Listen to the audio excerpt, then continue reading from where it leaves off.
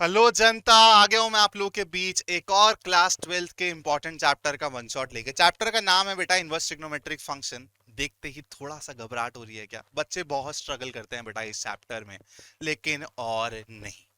क्यों? क्योंकि आप लोग शायद इस चैप्टर को जो पढ़ते हो ना, तो आपको अच्छे से बेसिक्स नहीं सिखाए जाते हैं जो इस चैप्टर को समझने के लिए जरूरी है। इस चैप्टर में बेटा आपको अगर अच्छे से कमांड करना है तो आपको रिलेशंस एंड फंक्शंस पे अच्छे से कमांड करना पड़ेगा। और आपने जो क्लास 11th में ट्रिग्नोमेट्रिक फंक्शंस पढ़ा है उसके जो कुछ इंपॉर्टेंट फॉर्मूलाज हैं वो भी आपको इस चैप्टर में यूज होते हुए दिखाई देते हैं प्रॉब्लम्स में। तो अगर आप वो सब चीजें भूल गए हो तो बेटा फिर ऑब्वियस सी बात है, दिक्कत होगी। तो नेक्स्ट 90 मिनट्स में आप लोगों को मैं इस चैप्टर के सारे इंपॉर्टेंट बेसिक्स भी कवर करवा दूंगा। बेसिक्स मतलब कि जो इवन प्री रिक्विजिट्स हैं इस चैप्टर को समझने के लिए, रिलेशन एंड फंक्शन और ट्रिग्नोमेट्रिक फंक्शन के जो भी इंपॉर्टेंट चीजें हैं वो भी कवर करवा दूंगा। उसके साथ साथ सारी इंपॉर्टेंट प्रॉब्लम्स भी कवर करवा दूंगा। तो तुम्हारी जिंदगी में नेक्स्ट 90 मिनट्स बहुत इंपॉर्टेंट है अगर तुम इस चैप्टर पे कमांड करना चाहते हो तो। और सिर्फ ना इस चैप्टर पे, अगर तुम बेटा बोर्ड एग्जाम में 100/100 टारगेट कर रहे हो तो इस नाम को याद रखना। इस नाम के साथ स्टार्टिंग से जुड़ जाओ। मैं गारंटी दे रहा हूं जितनी मेहनत तुम करोगे उसकी डबल ट्रिपल मेहनत मैं तुम्हें यहाँ पे करता हुआ दिखाई दूंगा। अपने साथ तुमको खींचूंगा, पुश करूंगा, तुमको कंफर्ट जोन से बाहर भेजूंगा। और सिर्फ बोर्ड एग्जाम में नहीं, तुम सीयूटी एग्जाम में भी 100% लेकर आओगे मैथ्स में, ये मेरी गारंटी है। लेकिन अगर तुम इस नाम को अपनी जिंदगी में डाल देते हो फॉर नेक्स्ट फ्यू मंथ्स तो ही बात बन पाएगी बेटा। चलो कहानी को चालू करते हैं और आते हैं बेटा। हमने जब रिलेशंस एंड फंक्शंस पढ़ा था तो हमने एक स्पेशल टाइप ऑफ फंक्शन के बारे में भी पढ़ा था। तो अगर मैं बात करता हूं बेटा उस स्पेशल टाइप ऑफ फंक्शन की, तो हमने वन वन फंक्शन के बारे में पढ़ा था और फिर ऑन टू फंक्शन के बारे में पढ़ा था और फिर देखा था कि इनका क्लबिंग क्या कहलाता है। उसको बोलते हैं बेटा बाइजेक्टिव फंक्शन। तो अगर मैं बात करूं, सबसे पहले तो देखो फंक्शन ही आप लोगों को रिवाइज करा देता हूं। आई होप आप सबको रिलेशंस एंड फंक्शंस के बेसिक्स आते होंगे। फंक्शंस क्या होता है बेटा? It is a special type of relation जहां पे दो कंडीशन सेटिस्फाई होती हुई दिखनी चाहिए। एक तो कि आपका जो भी सेट ए है उसके सारे के सारे एलिमेंट्स बेटा आपके फंक्शन के अंडर जाने चाहिए। मतलब सेट ए का कोई सा भी एलिमेंट छूटना नहीं चाहिए, सबकी सबकी इमेज बननी चाहिए, सबकी मैपिंग होनी जरूरी है। उसके बाद बात करूं बेटा दूसरी कंडीशन की, तो दूसरी कंडीशन मेरी क्या होती है? One and only one image वाली। मतलब आपके सेट ए में जितने भी एलिमेंट्स हैं उनकी one and only one image होनी चाहिए। मतलब कोई भी सेट ए का आदमी या फिर एलिमेंट सेट बी के 2 या 3 या 4 ऐसे लोगों से प्यार नहीं कर सकता है। एक इंसान एक ही से प्यार करेगा भाई। यहां के एक से ज्यादा इंसानों को यहां के सेम आदमी से या औरत से प्यार हो सकता है। क्या मतलब है? दोबारा से समझ लो एक बारी, कि अगर यहां पे 1 2 3 है, यहां पर ए बी सी है, तो सेकंड कंडीशन क्या कहती है कि भैया अगर वन का ए से प्यार है ना तो वन का बी से प्यार नहीं हो सकता। अगर ऐसा होता हुआ दिखा, एक से ज्यादा मैपिंग होती हुई दिखी सेम इनपुट की, तो आप उसको फंक्शन नहीं बोलोगे। लेकिन एक चीज पॉसिबल है बेटा, क्या? कि यहां पे अगर दो को भी ए से प्यार हो जाए, तो अब देखो ना, वन की भी यूनिक इमेज है, ये one and only one image है, इसकी भी one and only one image है। तो one and only one image वाला फंडा मेरा यहां पे वायलेट नहीं हुआ, इसलिए ये फंक्शन है। अब वन वन फंक्शन क्या होता है बेटा? वन वन फंक्शन मेरे को कहता है कि हर एक इनपुट के लिए आपकी यूनिक इमेज होनी चाहिए। प्लीज मेरे वर्ड्स को अच्छे से समझना, ठीक है? प्लीज मेरे वर्ड्स को अच्छे से समझना। आप लोग सोचोगे सर हर एक फंक्शन वन वन, मैं तो ऐसा सोच पा रहा हूं कि हर एक फंक्शन वन वन है क्योंकि आपने बोला sir one and only one image. फिर आप यहां पर भी वही बात कर रहे हैं यूनिक। नहीं बेटा, one and only one image और यूनिक इमेज में फर्क है। ध्यान से समझना कैसे। जैसे मैंने आपको बताया कि यहां पे 1 2 3 है, यहां पे ए बी सी है। अगर मैं बात करता हूं बेटा one and only one image की, तो ये चीज सही है क्योंकि एक की भी one and only image A है, टू की भी वन एंड ओनली इमेज ये है। लेकिन ये वन वन फंक्शन नहीं है। क्यों? क्योंकि एक की यूनिक इमेज नहीं है, दो की ये यूनिक इमेज नहीं है, दो की एक कॉमन इमेज हो गई, दो की एक कॉमन इमेज हो गई। तो बेटा ऐसे फंक्शन को ना हम लोग दूसरे नाम से बुलाते हैं मैनी वन फंक्शन, जो आप लोगों ने पढ़ा होगा। तो वन वन किस टाइप का दिखेगा बेटा? वन वन दिखेगा जहां पे हर एक एलिमेंट की सिंगल आउटपुट होगी और यूनिक आउटपुट होगी। सिंगल आउटपुट के साथ साथ आपको यूनिक आउटपुट भी देखना है, ये क्राइटेरिया भी सेटिस्फाई होगा तो बेटा आप लोगों का वो वन वन फंक्शन कहलाएगा, जैसे यहां पर। उसके बाद आता है कि ऑन टू फंक्शन क्या है भाई? ऑन टू फंक्शन का मतलब होता है कि सेट बी में अगर सारे के सारे एलिमेंट्स एज इमेज दिखने लगे, मतलब आपकी कोडोमेन और रेंज क्या हो बेटा, इक्वल हो जाए, कोई सा भी एलिमेंट सेट बी में भी ना छूटे, तो उसको क्या बोल दिया जाता है, ऑन टू फंक्शन। अब ऐसे फंक्शन जो बेटा वन वन भी हैं और ऑन टू भी हैं एट द सेम टाइम, उनको बोला जाता है one one onto function या फिर बाइजेक्टिव फंक्शन। अब ये बाइजेक्टिव फंक्शन सर आप पढ़ा क्यों रहे हो, इस पे इतना फोकस क्यों कर रहे हो? क्योंकि बेटा इनवर्स ऑफ अ फंक्शन के लिए आप लोगों को बाइजेक्टिव फंक्शन समझना बहुत जरूरी था। अब आप लोगों को समझ आएगा कि इनवर्स ऑफ अ फंक्शन को कैसे समझना है। अगर कोई से भी फंक्शन का आपको इनवर्स निकालना है तो सबसे पहले आपको उस फंक्शन को वन वन और ऑन टू बनाना पड़ेगा। सबसे पहले आप चेक करोगे, अगर वो वन वन ऑन टू है तो आप उसका इनवर्स निकाल सकते हो, अगर वो वन वन ऑन टू नहीं है तो उसका इनवर्स नहीं निकाल सकते, लेकिन कुछ तिगड़म करी जा सकती है, ध्यान से समझना। अगर वो वन वन ऑन टू नहीं है तो बेटा उसकी डोमेन्स को रिस्ट्रिक्ट करके, उसकी डोमेन्स को रिस्ट्रिक्ट करके जहां पे वो वन वन ऑन टू हो, उस वाले क्राइटेरिया में, उस रिस्ट्रिक्टेड पाथ में, डोमेन में आप उसका इनवर्स निकाल सकते हो। उसी के अबाउट हमारा ये चैप्टर पूरा का पूरा घूमता हुआ दिखाई देगा। So if a function is invertible then f must be one one and onto, that is bijective function, and conversely if f is one one and onto function then f must be invertible. ठीक है, clear है? तो अगर आप लोगों को समझ आ गया भाई, अगर मेरे को function one one onto दिखता है तो सबसे पहले उसका इनवर्स मैं निकाल सकता हूं, अगर नहीं दिखता है तो मेरे को थोड़ी सी तिगड़म लगानी पड़ेगी। तिगड़म कैसे लगाते हैं अभी आने वाली स्लाइड्स में मैं आपको एकदम क्लियर कर दूंगा, एक भी डाउट नहीं रहेगा आपके दिमाग में। ठीक है, चलो भाई कहानी को थोड़ा सा और आगे बढ़ते हैं। अब बेटा हम लोग बात कर रहे हैं ट्रिग्नोमेट्रिक फंक्शंस के इनवर्स की। तो अगर trigonometric functions one one onto होंगे तभी तो उसका इनवर्स निकालना पॉसिबल होगा। तो सबसे पहला तो डाउट बेटा हमारे दिमाग में या फिर क्वेश्चन हमारे दिमाग में क्या आना चाहिए कि sir trigonometric functions one one है या नहीं है। तो चलो मैं आप लोगों के सामने साइन एक्स कॉस एक्स इनका ग्राफ बना देता हूं। आप लोगों को पता है सर साइन एक्स का ग्राफ कैसे जाता है, ऐसे जाता है।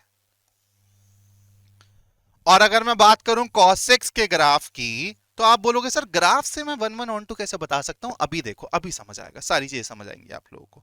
तो अगर मैं बात करूं तो बेटा ऐसे, तो आपको पता है बच्चों ये साइन एक्स का ग्राफ है और ये कॉस एक्स का ग्राफ है। साइन एक्स और कॉस एक्स से ही समझने की कोशिश करना, उसके बाद आपको सारी की सारी बातें ना क्लियर हो जाएंगी। अब ध्यान से देखो बेटा, हम लोग वन वन फंक्शन किसको बोलते थे, हम लोग वन वन फंक्शन किसको बोलते थे, जहां पे आपको एक एलिमेंट एक यूनिक इमेज देते हुए दिख रहा था, है ना, एक एलिमेंट एक यूनिक इमेज देते हुए दिख रहा था। अब आप खुद देखो, अगर आप यहां पे कोई सा भी x पकड़ते हो, मैं कह रहा हूं कि चलो आप लोगों ने पकड़ लिया ये वाला x, ठीक है, आप लोगों ने पकड़ लिया ये वाला x, तो आपको पता है यहां पे ये वाली वैल्यू है y की।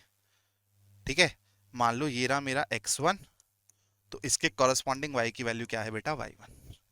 फिर मैं दोबारा यहां पर आया बेटा, यहां पे मान लो अब x तो चेंज हो गया मेरा, ये मान लेते हैं x2 है, लेकिन बेटा देखो आपको पता है ये सबके सब पीक पॉइंट्स है, वन वाला पॉइंट है, तो ये भी क्या है y1 है।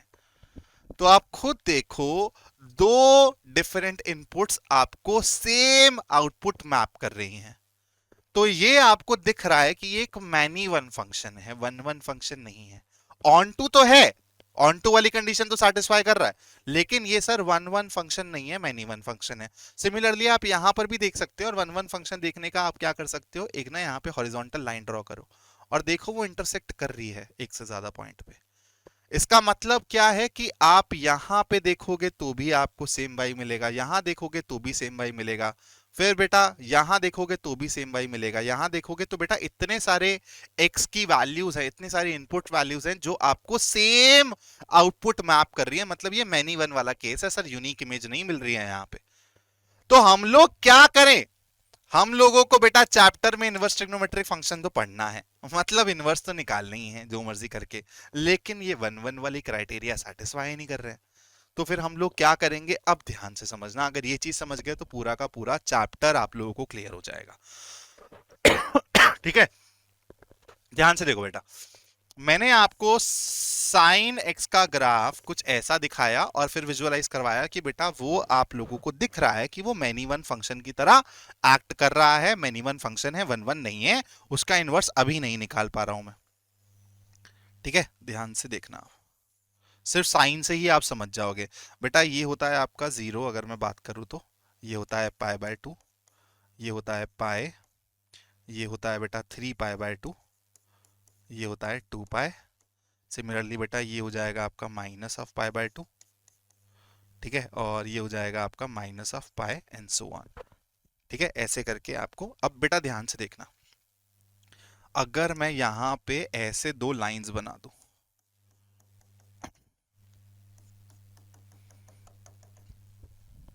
और सिर्फ इस एरिया को देखना,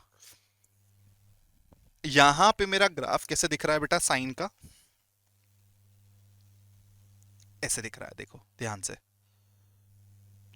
यहां पे आप हर एक x के लिए देखो, हर एक y आपको यूनिक मिलेगा। आप हॉरिजॉन्टल लाइन बना के देख लो, आपको कहीं पर भी एक से ज्यादा इंटरसेक्शन नहीं मिलेगा। मतलब हाँ सर, इस रेंज में, मतलब माइनस पाई बाय टू से पाई बाय टू की रेंज में, ध्यान से समझना क्या बोला है मैंने। सर इस स्पेसिफिक एरिया में या फिर इस स्पेसिफिक रेंज में सर मेरा जो साइन का ग्राफ है, साइन का जो फंक्शन है, वो वन वन फंक्शन बन चुका है। मैंने क्या किया, इसकी डोमेन को रिस्ट्रिक्ट कर दिया बेटा। मैंने इसकी डोमेन, वैसे आपको पता है साइन की डोमेन क्या होती है, you can put real numbers, any number.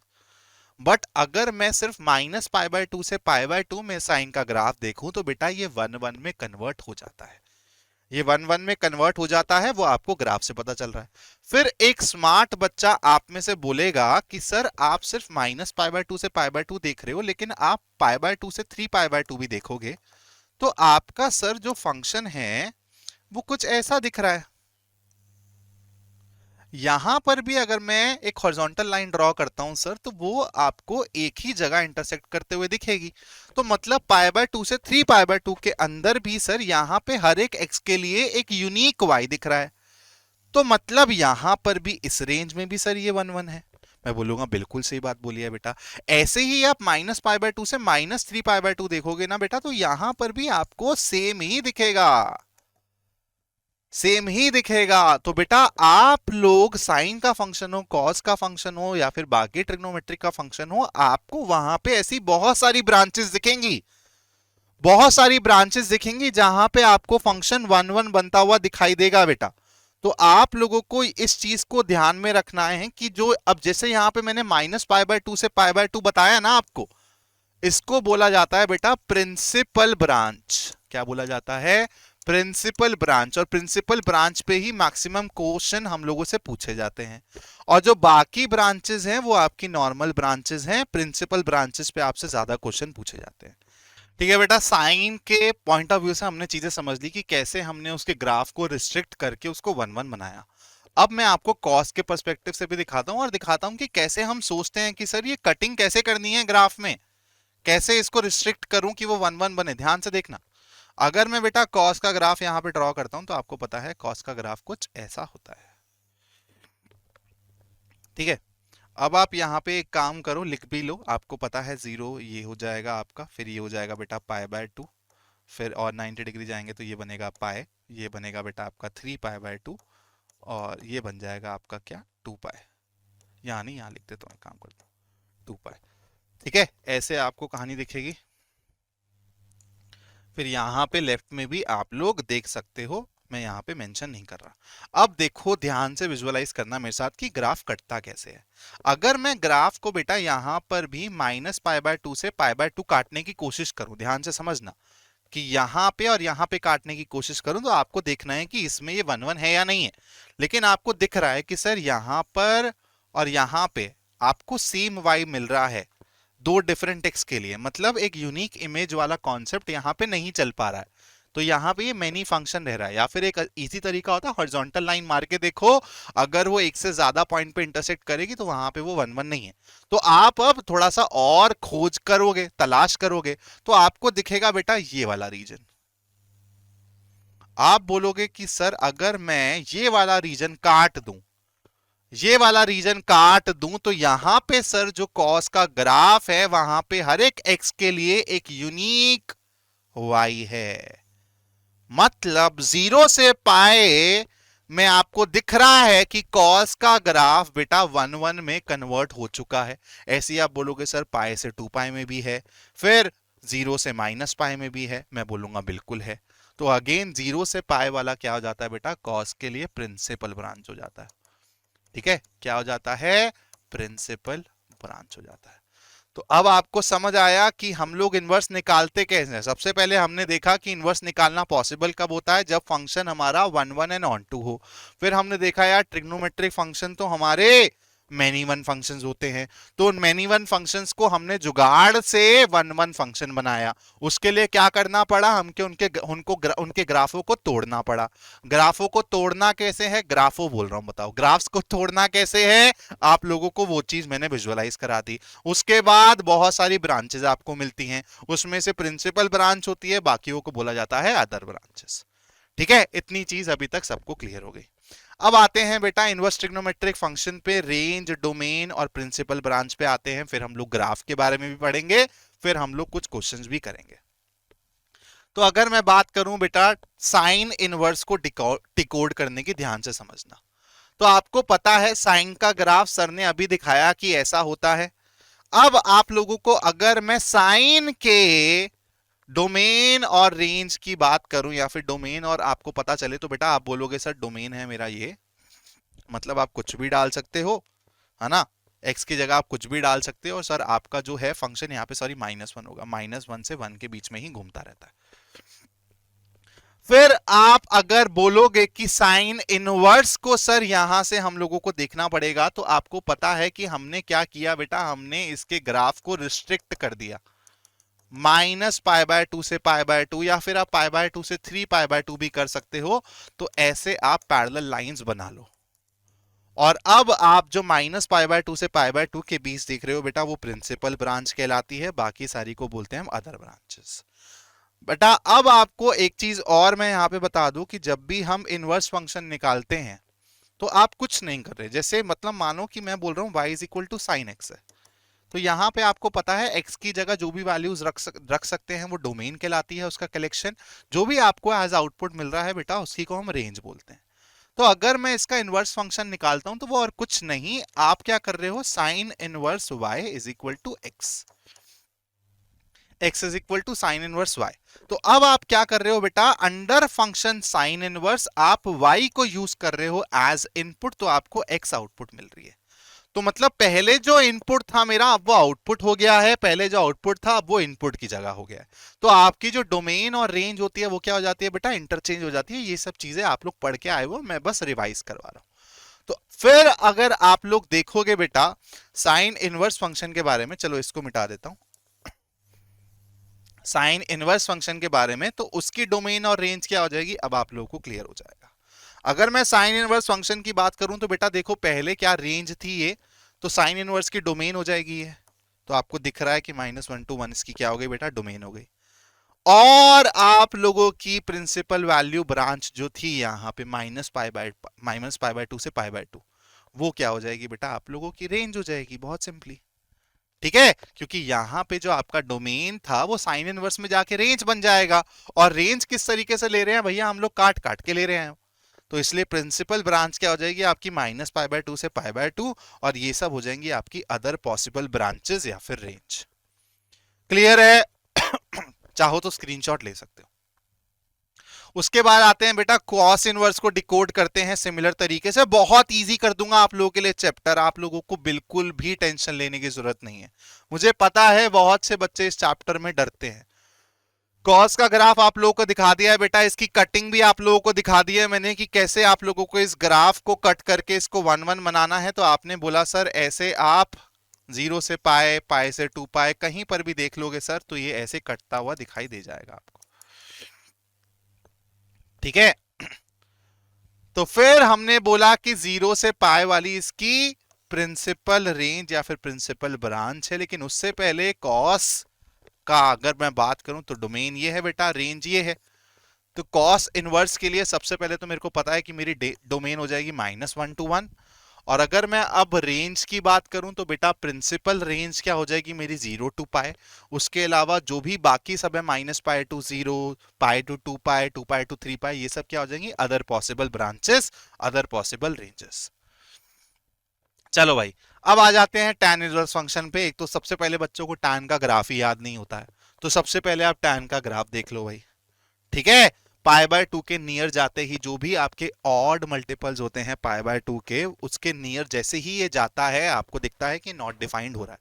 ये सब चीजें आप ऑलरेडी पढ़कर आए हुए हो। तो अब आप देखो यहां पे आपकी जो टैन की डोमेन होती है वहां पे जो मैंने अभी बताया कि आप कुछ भी डाल सकते हो एक्सेप्ट ऑड मल्टीपल्स ऑफ π/2। उसके अलावा आपको वैल्यूज जो मिलती हैं, रेंज जो मिलती है, वो आपको कुछ भी मिल सकता है, रियल नंबर्स हमारी इसकी रेंज हो जाती है। अब यहां के ग्राफ को सबसे पहले मेरे साथ काटने की कोशिश करो कि कैसे काटोगे, कौन से आपको एरिया में ये 1 1 दिख रहा है। तो अगर आप सबसे पहले देखो बेटा, तो आपको पता है कि अगर मैं सर इस वाले पॉइंट पे जाऊं तो यहां पर भी ये, यहां पर भी ये, यहां पर भी ये, तो सर बहुत सारी x की वैल्यू के लिए ना मेरे को सेम y दिख रहा है। दैट मीन्स ये मैनी वन फंक्शन है। अगर मैं ओवरऑल डोमेन की बात करूं इसके, तो सबसे पहले मेरे को इसके डोमेन को क्या करना पड़ेगा बेटा, रिस्ट्रिक्ट करना पड़ेगा। ठीक है, डोमेन को रिस्ट्रिक्ट कैसे करेंगे, ध्यान से देखना। ऐसा पॉइंट देखना है, ऐसा पार्ट देखना है जहां पे आप लोगों को हर एक x के लिए यूनिक इंडिविजुअल y दिखे।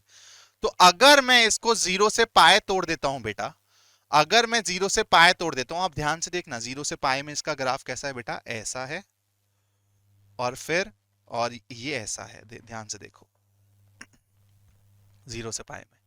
आप बोलोगे सर हाँ, मतलब अगर मैं यहां पे डाल रहा हूं, यहां पे डाल रहा हूं सर, एक ही जगह इंटरसेक्ट हो रहा है। फिर मैं बोलूंगा बेटा ये जीरो वाला पॉइंट देखो एक बार, आपको x इज इक्वल टू 0 पे भी 0 मिल रहा है, पाई इज इक्वल टू पे भी 0 मिल रहा है। तो मतलब आपका यहाँ पे ये मैनी वन फंक्शन है। बच्चे बहुत सारे कंफ्यूज हो जाते हैं कि सर 0 से पाई इसकी रेंज क्यों नहीं चुनी जाती है। मेरे को तो दिख रहा है सर यहाँ पर कि हर एक x के लिए वो 0 वाला पॉइंट क्या है, छोड़ देते हैं। तो 0 वाला पॉइंट भी आपको ध्यान में रखना है। तो मतलब 0 से पाई में कहानी बेटा नहीं बन पा रही है ना। तो फिर कहानी मेरी कहां बनेगी बेटा, अगर आप -π/2 से π/2 देखते हो, तो आप देखो यहां पे आपका जो फंक्शन है, यहां पे आपका जो बेटा फंक्शन है आपको दिख रहा है, यहां पे आपके हर एक x के लिए आपको यूनिक y मिल रहा है, और यही आपकी प्रिंसिपल रेंज हो जाएगी। ऐसे ही आगे जब आप जाओगे π/2 से 3π/2, या फिर 3π/2 से और आगे जाओगे, वो सब आपकी क्या हो जाएंगे बेटा, अदर ब्रांचेस हो जाएंगी। तो अगर मैं बात करूं tan इनवर्स फंक्शन की, तो उसका डोमेन क्या हो जाएगा बेटा, रियल नंबर्स। उसकी प्रिंसिपल रेंज क्या हो जाएगी, -π/2 से π/2, और -3π/2 से -π/2, या फिर π/2 से आगे 3π/2 तक। उसके आगे वो सब जो भी रेंजेस आएंगी वो अदर पॉसिबल रेंजेस हो जाएंगी। अब आते हैं बेटा कॉसेक इनवर्स के फंक्शन पे। यहां तक तो बच्चे आते आते एकदम ही भूल जाते हैं कि सर कॉसेक का ग्राफ कैसा होता था। तो ये सब बेसिक बातें बेटा आप लोगों को दिमाग में रखनी पड़ेगी। ठीक है, कि कॉसेक फंक्शन कैसा दिखता था, उसका ग्राफ कैसा दिखता था। तो आपको पता है कि कॉसेक फंक्शन आपका ऐसे दिखता है। अब आप इसको काटने की कोशिश करोगे। कॉसेक को मैं आपको दोबारा से काट के दिखा रहा हूं, लेकिन मैं ये आप लोगों से चाहता हूं, क्योंकि मैं स्पून फीडिंग वाले मेथड में बिलीव नहीं करता हूं। उससे आप कभी भी खुद से मेहनत करके चीजें सीखने वाली जो एक चाह होती है ना बेटा, वही एक स्टूडेंट को आगे लेके जाती है। तो आई वॉन्ट कि कॉसेक का ग्राफ मैं आपको सिखा रहा हूं, फिर सेक और कॉट के ग्राफ को आप कैसे काटोगे, उसकी डोमेन को कैसे रिस्ट्रिक्ट करोगे, ये आपके लिए होमवर्क है। आप खुद उसको देखोगे, समझोगे। चलो, तो बेटा अब हम लोग बात करते हैं कॉसेक के ग्राफ की। तो अगर 0 से पाई में देखो, तो आप देख रहे हो कि हॉरिजॉन्टल लाइन डालते ही आपको यहां पे दिख जाएगा कि भैया गड़बड़ है, गड़बड़ है, गड़बड़ है, मैं ये नहीं चूज कर सकता। फिर मैं बोलूंगा बेटा -π/2 से π/2। आप बोलोगे कि सर इसका यहां पे ग्राफ ऐसा है और इसका सर ऐसा है। चलो सर यूनिक तो मिल रहा है, लेकिन जब मैं x इज इक्वल टू 0 के पास आ रहा हूं, तो सर ये अभी नॉट डिफाइंड भी जा रहा है। तो क्या ये कंसीडर कर सकता हूं? तो मैं बोलूंगा बिल्कुल कर सकता हूं बेटा। यहां पे मैं इसकी प्रिंसिपल ब्रांच को ये ले लूंगा, लेकिन उसमें से 0 को क्या करूंगा, एक्सक्लूड कर दूंगा। 0 को क्या करूंगा, एक्सक्लूड कर दूंगा। तो कॉसेक, सबसे पहले तो कॉसेक की बात करूं तो बेटा कॉसेक की जो डोमेन होती है क्या होती है, कुछ भी डाल सकते हो, लेकिन जहां पे साइन एक्स 0 होता हुआ दिखे वो नहीं डाल सकते। मतलब इंटीग्रल मल्टीपल्स ऑफ पाई, और आपकी जो रेंज होती है कॉसेक के ग्राफ की, आपको पता है ये 1 के ऊपर या फिर -1 के नीचे रहता है, इतनी बात भी हम लोगों को पता है। तो आपकी बेटा अगर मैं बात करूं डोमेन की, तो वो क्या हो जाएगी, जो आपकी कॉसेक की रेंज है, और आपकी प्रिंसिपल रेंज क्या हो जाएगी, -π/2 से π/2 एक्सक्लूडिंग 0, क्योंकि वहां पे फंक्शन मेरा क्या जा रहा है बेटा, नॉट डिफाइंड जा रहा है। ठीक है, फंक्शन मेरा क्या है, नॉट डिफाइंड जा रहा है, तो I will have to exclude it. उसके बाद बाकी सारे आपके ऐसे प्रिंसिपल रेंजेस के अलावा आपको जो रेंजेस दिखेंगी, आप उसको अदर पॉसिबल रेंजेस बोल देते हो। अब बेटा ऐसे ही सेकंड वर्स का ग्राफ आप खुद डिकोड करोगे। यहां पे मैं आपको लिख के दे रहा हूं, बता रहा हूं कि आपकी प्रिंसिपल रेंज क्या होती है, 0 से पाए, एक्सक्लूड करते हो -π/2, अदर पॉसिबल रेंजेस ये हैं, उसका ग्राफ वो रहा, खुद से डिकोड करोगे। कॉट इनवर्स की कहानी आप लोगों को यहां पे दिख रही है, ठीक है, और उसकी आपको प्रिंसिपल रेंज और अदर पॉसिबल रेंजेस यहां दिख रही है। ठीक है, अब बेटा कुछ बेसिक क्वेश्चन करने की कोशिश करते हैं, उसके बाद हम लोग ना ग्राफ पर आएंगे, ग्राफ को समझने की कोशिश करेंगे कि हम लोग कैसे ग्राफ्स को ड्रॉ करते हैं।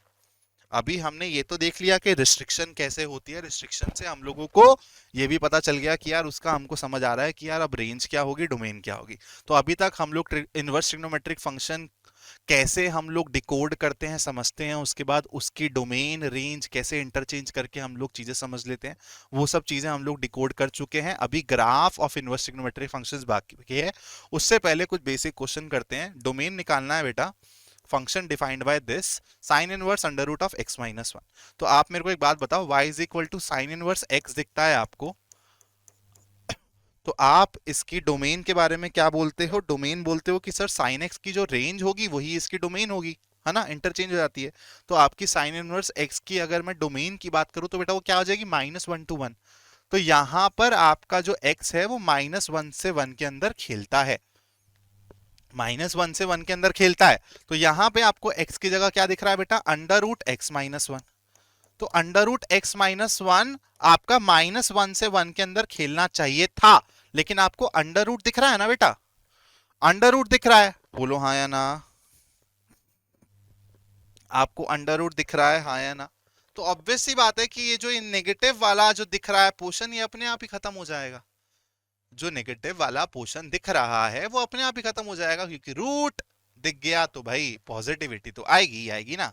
तो आपका 0 से लेके 1 तक की कहानी आपको दिखने लगेगी ऐसे।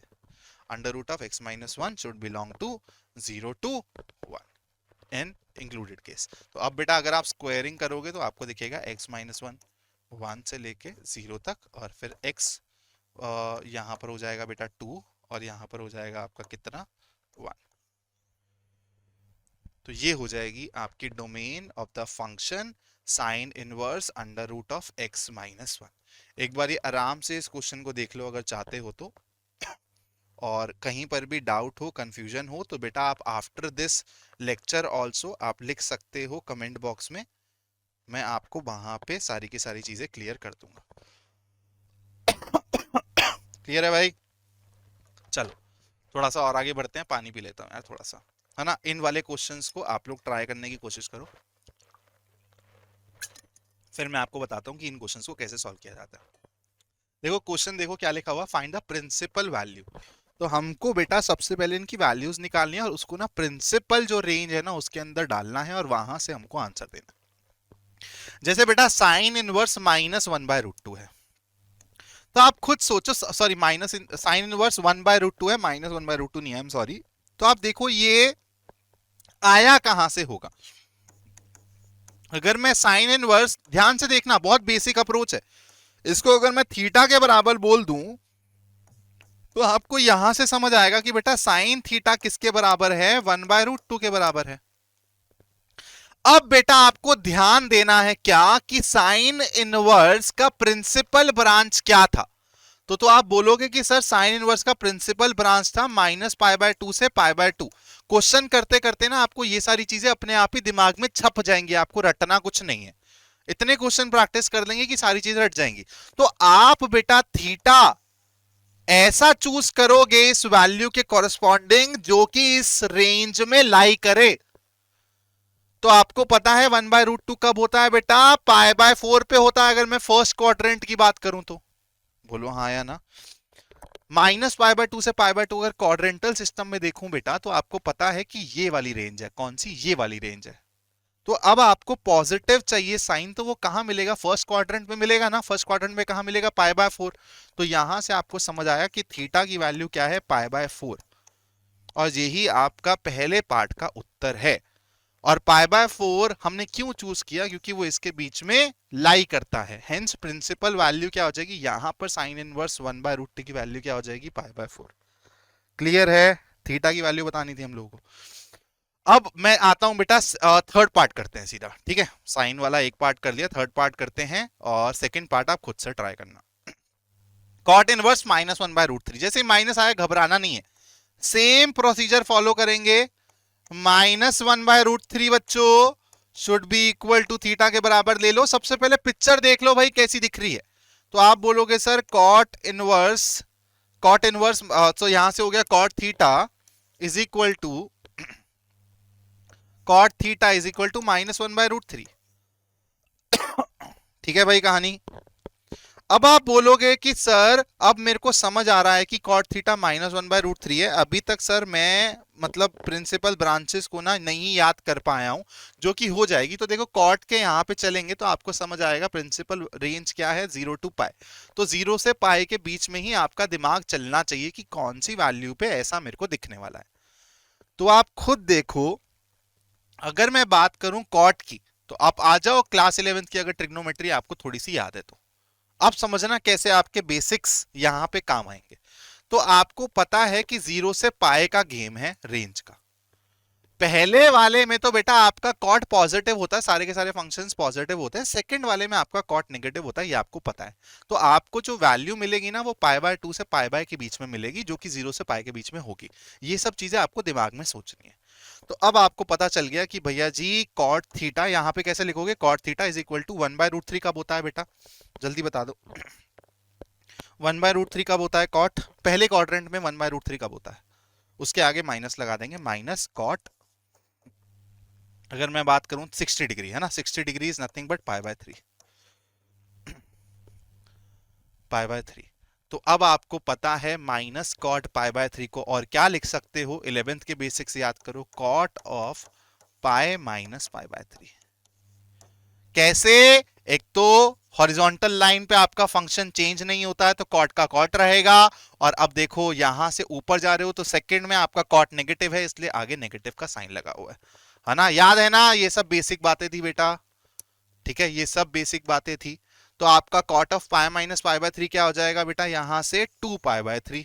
तो आप देखो थीटा आपको किसके बराबर मिला, 2π/3 के बराबर मिला, और ये कॉट इनवर्स की प्रिंसिपल रेंज में है, हेंस इसका आंसर क्या हो जाएगा, 2π/3। क्लियर है कहानी। चलो इस वाले क्वेश्चन को भी कर लेते हैं बेटा, फिर हम लोग आएंगे ग्राफ्स पे। ठीक है, इस वाले क्वेश्चन को भी कर लेते हैं, फिर हम लोग ग्राफ्स पे जाएंगे फटाफट से।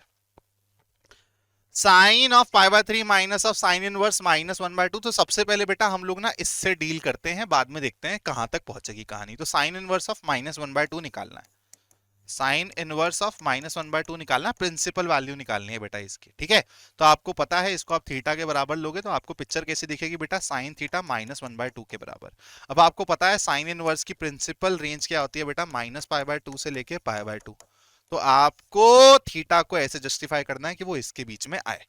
तो आपको पता है अब आपको माइनस दिख रहा है, तो this is about fourth quadrant, fourth quadrant की कहानी है।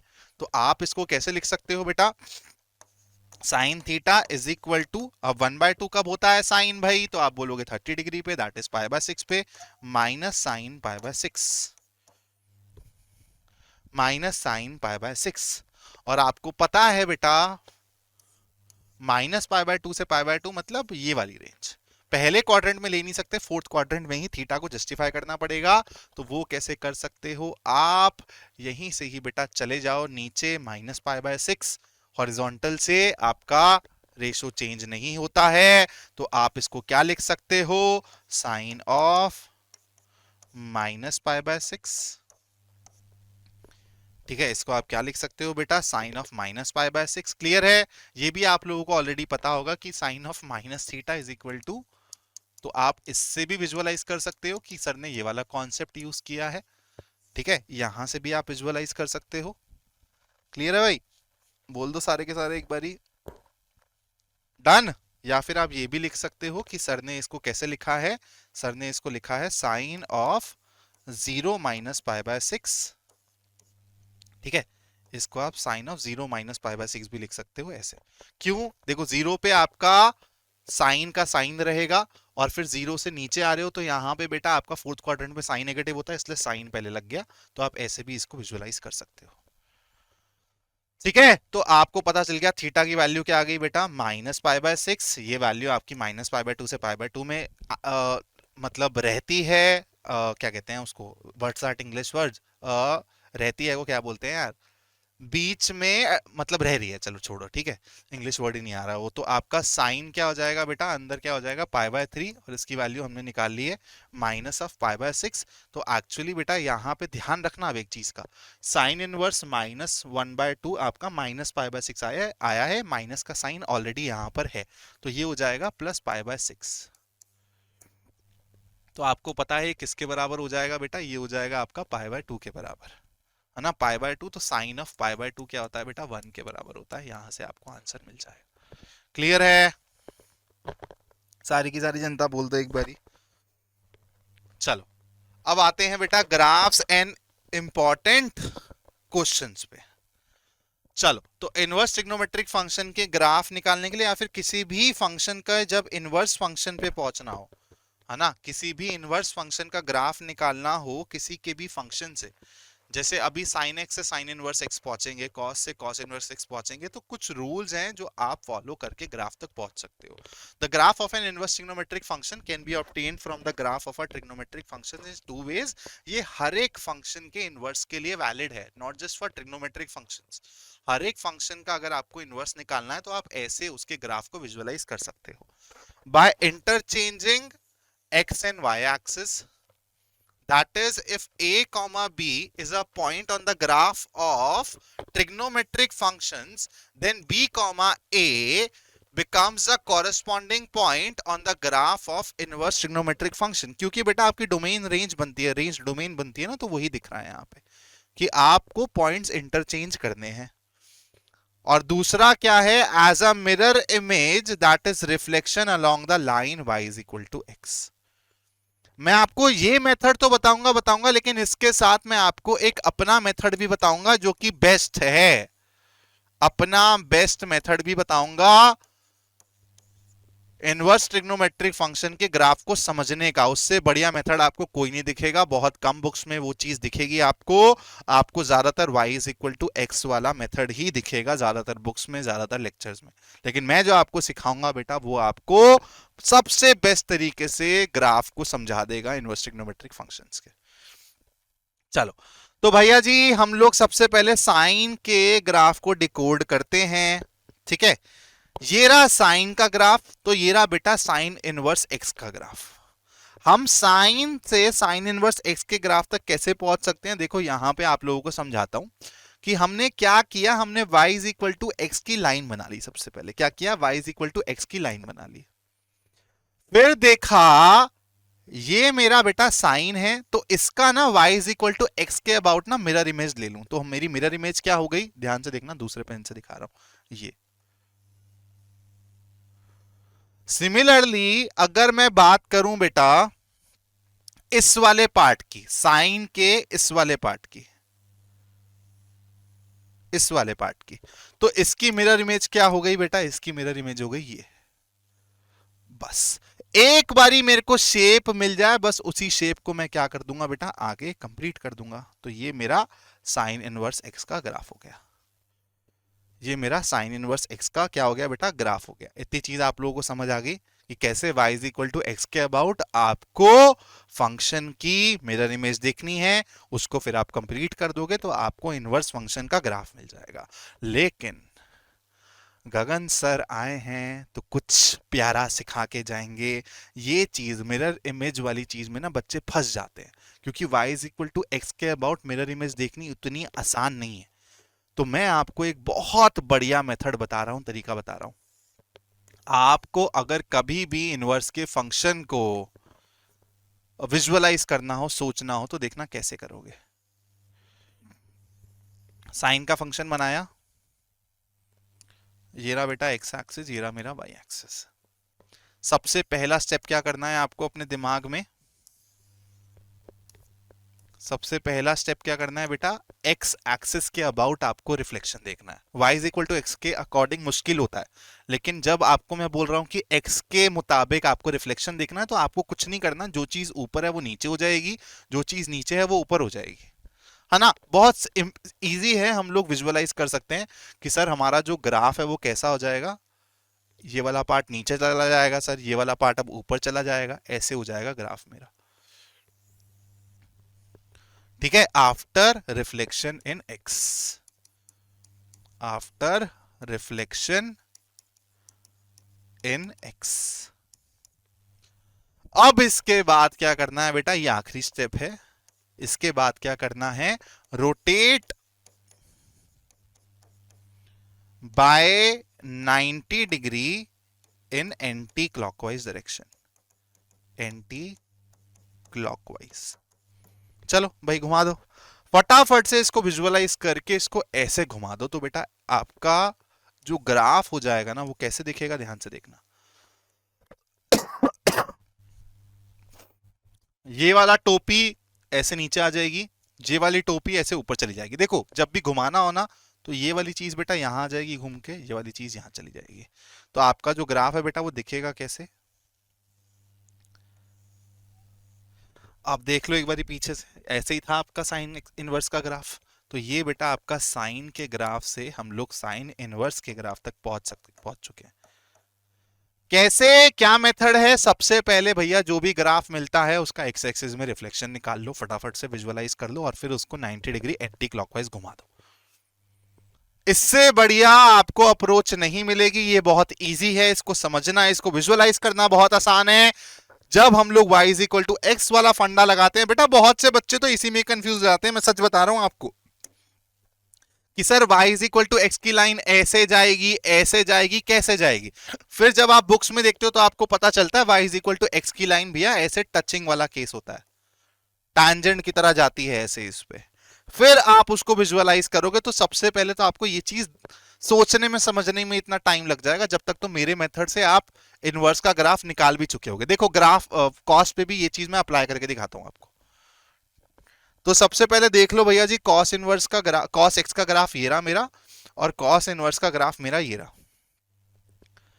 ठीक है भाई, कहानी क्लियर है इतनी, जल्दी बताओ। आपका काम है इसको y is equal to x वाली सिचुएशन से एनालाइज करना। y is equal to x वाली सिचुएशन कैसी हो जाएगी बेटा, कुछ ऐसा आपका जाएगा यहां पे, ठीक है, y is equal to x ऐसी हो जाएगी। अब आप इसके अबाउट क्या करोगे बेटा, इसका रिफ्लेक्शन देखोगे, फिर आप अपने ग्राफ को कंप्लीट करोगे।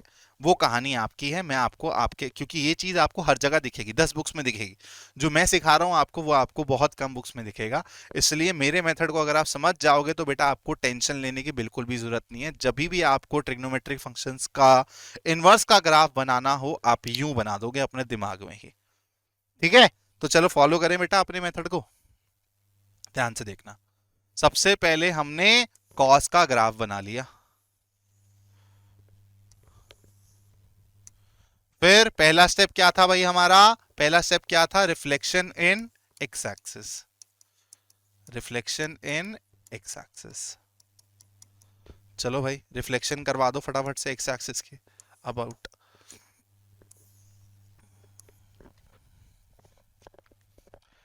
तो अगर मैं बात करूं रिफ्लेक्शन इन एक्स एक्सिस के अबाउट, तो बेटा ये ऊपर वाली टोपी नीचे, ये नीचे वाली टोपी ऊपर, यही गेम चलेगा, ऐसे हो जाएगा। देखो आपका ग्राफ कितना सरल है, आसान है, सोचना भी नहीं पड़ रहा अगर एक बार ये कॉन्सेप्ट समझ आ गया तो। इसके बाद बेटा लास्ट स्टेप क्या है, 90 degree anti clockwise, anti clockwise घुमा दो।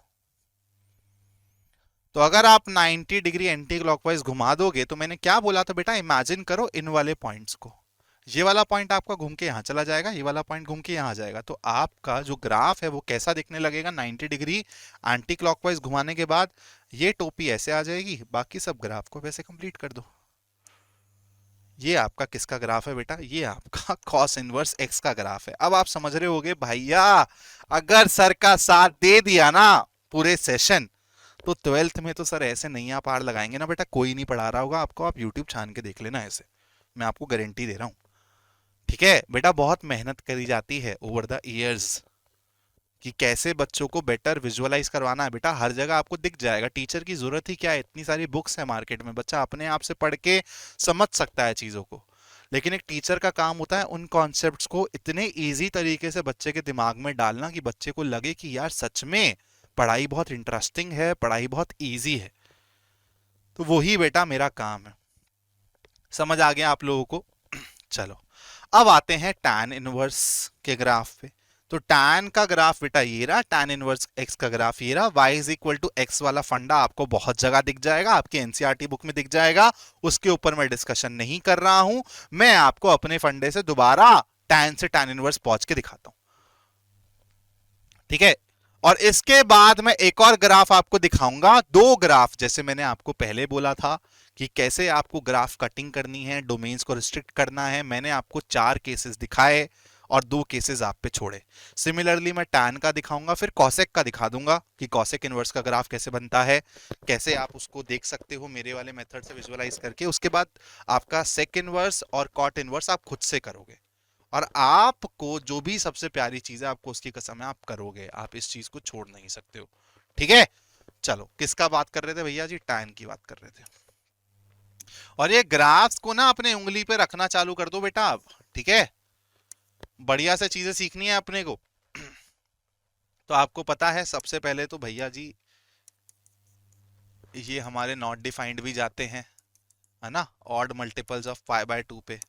तो इसकी कहानी कुछ ऐसी दिखती है सर, अगर मैं बात करूं, इसको मैं बोल देता हूँ 0 पाई बाय 2 -पाई बाय 2, चलो मैं लिख नहीं रहा हूँ, ठीक है, तुम लोग अपने आप ही समझ जाना इसको। तो इसकी कहानी कुछ ऐसे जाती है यहाँ पे, और यहाँ पे सर कुछ ऐसी जाती है इसकी कहानी। अब इसको ध्यान से समझना, हो सकता है कि कुछ बच्चों को इसमें समझने में थोड़ा सा टाइम लगे। सबसे पहला पार्ट प्रोसेस क्या होता है, चलो एक काम करता हूँ, इस वाले में भी मैं बना देता हूँ इसको। तो बेटा ये हो गया मेरा 0, ये हो गया पाई बाय 2, ये हो गया मेरा पाए। तो यहाँ पर भी ग्राफ कैसे जाएगा, एक काम करता हूँ, एक और लाइंस बना देता हूँ यहाँ पे, है ना। इसी को ही आपको रिपीट करना है ऐसे ऐसे। समझ गए ना आप मैं क्या कर रहा हूँ? ठीक है, ऐसे। अब ध्यान से समझो कि हम लोग सबसे पहले क्या करेंगे, रिफ्लेक्शन इन एक्स। तो मेरा ग्राफ कैसे हो जाएगा बेटा, ध्यान से देखना। कोई और पेन ले लेता हूँ, येलो पेन ले लेता हूँ, चलो। सिर्फ और सिर्फ इसकी रिफ्लेक्शन देख लो आप, सिर्फ और सिर्फ इसकी रिफ्लेक्शन देख लो, -पाई बाय 2 से पाई बाय 2 की। बाकी को हम लोग फिर कॉपी कर देंगे। तो अब बेटा देखो, अगर आपको इसकी रिफ्लेक्शन लेनी हो तो क्या वो ऐसी नहीं दिखेगी? कैसी दिखेगी? ऐसी दिखेगी, नीचे हो जाएगा आपका ग्राफ। और अगर मैं इसकी रिफ्लेक्शन देखूं तो बेटा वो ऐसी दिखेगी। तो आपको दिख जाएगा कि सर ग्राफ मैंने ऐसे कर दिया। ठीक है, ग्राफ मैंने ऐसे कर दिया, और सिमिलरली बाकी सब में भी आपका जो ग्राफ है बेटा वो ऐसा ही हो जाएगा। ठीक है, यहां पर भी आपका ग्राफ ऐसे ही हो जाएगा। अब यहां से मेरे को क्या करना है बेटा, 90 डिग्री एंटी क्लॉकवाइज घुमाना है, 90 डिग्री एंटी क्लॉक। ध्यान से देखना 90 डिग्री एंटी क्लॉकवाइज कैसे घूमेगा। सारे कॉन्सेप्ट्स आपके हाथ में प्यार से देके जाएंगे भैया जी, कोई टेंशन लेनी ही नहीं है। घुमा दो इसको, ऐसे घुमा दो। तो देखो ये वाले भैया नीचे आ जाएंगे, ध्यान से ऑब्जर्व करना। ये वाले भैया नीचे आ जाएंगे, ये वाले भैया ऐसे ऊपर, ये वाले भैया ऐसे नीचे। तो अगर मैं बात करूं तो ये वाले भैया ऐसे ऊपर, और ये वाले भैया ऐसे नीचे, और मेरी लाइंस ऐसी चली जाएंगी, है ना। डोमेन की रेंज, रेंज की डोमेन हो जाती है भैया एक्स की जगह वाई, वाई की जगह एक्स। समझ आ रही है कहानी? बोलो। अब ऐसे ही आप आगे भी अपने ग्राफ्स को कंप्लीट कर सकते हो। आप यहां पर भी देख सकते हो कि ऐसे ही हो जाएगा आपका ये ग्राफ, ऐसे। अब आप देख लो एक बार इस ग्राफ को, समझ आ गया? ऐसे ही बनाया सर ने भी। माइनस पाई बाय टू से पाई बाय टू क्या दिख रहा है बच्चों? जल्दी बोल दो सारे के सारे, दिख रहा है माइनस पाई बाय टू से पाई बाय टू? हाँ जी, क्लियर है? चलो अब चलते हैं और आते हैं कॉसेक के ग्राफ पे। इस पे हम लोग मेहनत करेंगे मिलके, उसके बाद आपकी बारी कॉट इनवर्स के ग्राफ को और सेक इनवर्स के ग्राफ को डिकोड करने की। देख लिया भाई कहानी, आपको पता है आपके कॉसेक कॉसेक का ग्राफ कैसा है, ऐसा है। चलो एक काम करता हूं, इसको यहीं पे ही करके दिखाता हूं आपको। तो अगर आप सबसे पहले क्या करोगे बेटा, आप इसकी रिफ्लेक्शन लोगे एक्स एक्सिस में, क्योंकि टाइम भी बचाना है ना। तो आप इसकी रिफ्लेक्शन लोगे तो बेटा आपको ऐसे दिखेगा, और इसकी रिफ्लेक्शन लोगे तो बेटा ऐसे दिखेगा। देखो बस रिफ्लेक्शन ले ली, अब घुमाना ही तो है ग्राफ को, घुमा दो यार। तो देखो यहाँ पे पहुंच जाओगे 90 डिग्री घुमा के, 90 डिग्री एंटी क्लॉकवाइज घुमा के, काम खत्म। क्लियर है? बोलो बोलो बोलो बोलो बोलो बोलो, क्लियर है? डन। इतना आसान है बेटा, इतना आसान है ये चैप्टर, अगर अच्छे से पढ़ाया जाए, अच्छे से विजुअलाइज करवाया जाए, ठीक है। और मैं जेन्युइनली बोलूं तो जब मैं 12th क्लास में था और जब मैंने ये चैप्टर पढ़ा था, तो मेरे को भी लगता था यार ये कहाँ से इतने भारी भारी चीजें आ गई सर, ट्रिग्नोमेट्रिक फंक्शन तक तो समझ आता था, ये इनवर्स की कहानी कहाँ से आ गई सर, कैसे कैसे ग्राफ आ गए हैं, कैसे कितनी चीजें याद करनी पड़ेगी, क्योंकि उस टाइम पे कभी किसी ने ऐसे सिखाया ही नहीं बेटा। तो आई होप तुम लोगों को इस लेक्चर के बाद ऐसा नहीं लगेगा कि इस चैप्टर में आप लोगों को चीजें समझ नहीं आ रही हैं। सारी की सारी चीजें आपको, सारे के सारे क्वेश्चंस बहुत प्यार से बनने लगेंगे। इस पर्टिकुलर स्लाइड का बेटा स्क्रीनशॉट ले लो, क्योंकि यहाँ पे आपके कंबाइंड तरीके से सारे के सारे इनवर्स फंक्शन की डोमेन और range, principal principal range, principal value range mentioned है, ठीक है। अब बेटा कुछ हम लोग क्वेश्चन करते हैं नेक्स्ट 15-20 मिनट्स के लिए, और उसके बाद आपका ये वन शॉट कंप्लीट हो जाएगा। मैंने क्या बोला था, विद इन 90 मिनट्स में आपका वन शॉट कंप्लीट कर दूंगा। Find the value of tan inverse minus one by root three plus cot inverse minus one, cot inverse one by root three. तो बेटा देखो आपको क्या करना है, जब भी ऐसे क्वेश्चंस आ जाए जहां पे बहुत सारे इनवर्स फंक्शन है और वो एडिशन में है या फिर सब्ट्रैक्शन में है, तो आप हर एक की इंडिविजुअल प्रिंसिपल वैल्यूज निकालोगे और उनको क्लब कर दोगे अकॉर्डिंग टू द साइन। ये हम लोगों को करना होता है। तो चलो हम लोग चालू करते हैं बेटा tan inverse minus one by root three से। चलो यहाँ पे चालू करते हैं, tan inverse minus one by root three. आपको पता है tan inverse minus one by root three. सबसे पहले तो ना दिमाग में घुमाओ कि tan इनवर्स की आपकी प्रिंसिपल वैल्यू ब्रांच कौन सी होती है। आपके दिमाग में आएगा माइनस पाई बाय टू से पाई बाय टू, तो आप बोलोगे ठीक है सर दिमाग में आ गया, फटाफट से जो मेथड है वो फॉलो करते हैं। तो आपको यहां से दिखेगा tan थीटा की value minus one by root three. ये कहां पे आती हुई दिखेगी, पहले वाले क्वाड्रेंट में, मतलब जीरो से पाई बाय टू तो पॉजिटिव होता है, तो जीरो से माइनस पाई बाय टू वाला जो क्वाड्रेंट होता है वहीं पे ही इसका गेम खेला जाएगा, वहीं पे ही बच्चों इसका गेम खेला जाएगा, आप लोगों को पता है। बोलो क्लियर है कहानी?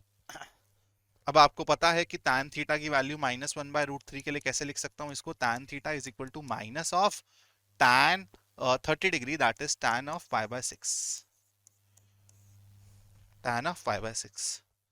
जब आपको फोर्थ क्वाड्रेंट की कहानी खेलनी है तो आप हॉरिजॉन्टल से ही नीचे आ रहे हो, हॉरिजॉन्टल से ही बेटा नीचे आ रहे हो, तो आपको पता है ये किसके बराबर हो सकता है, tan of minus pi by six, tan of minus pi by six. Clarity है सभी को? तो यहां से आपको थीटा की वैल्यू किसके बराबर दिख रही है बेटा, माइनस पाई बाय सिक्स के बराबर दिख रही है ना।